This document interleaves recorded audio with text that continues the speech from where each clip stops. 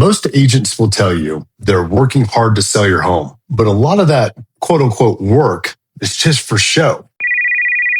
Hey, just calling to see if you've got any buyers. Checking in, touching base, seeing if you've got anyone. Wait, do these agents know the house?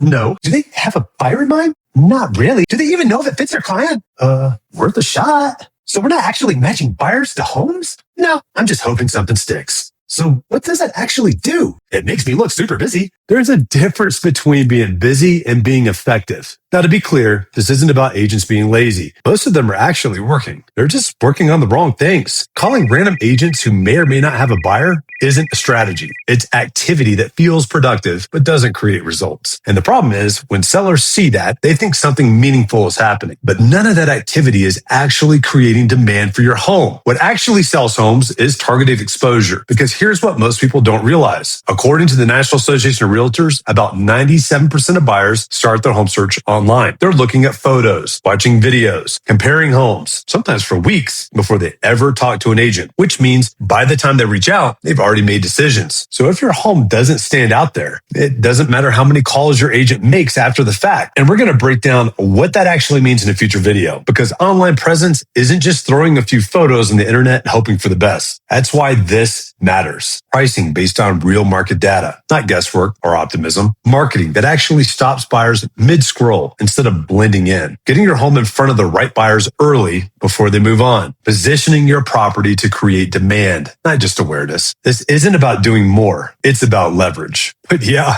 if you want your home sold by quote unquote checking in with other agents, we can do that too. If you're interviewing agents, ask them one question. What specifically are you doing to get my home in front of the right buyers? Not how busy they are, but how effective they are. If they can't answer that clearly, you have your answer.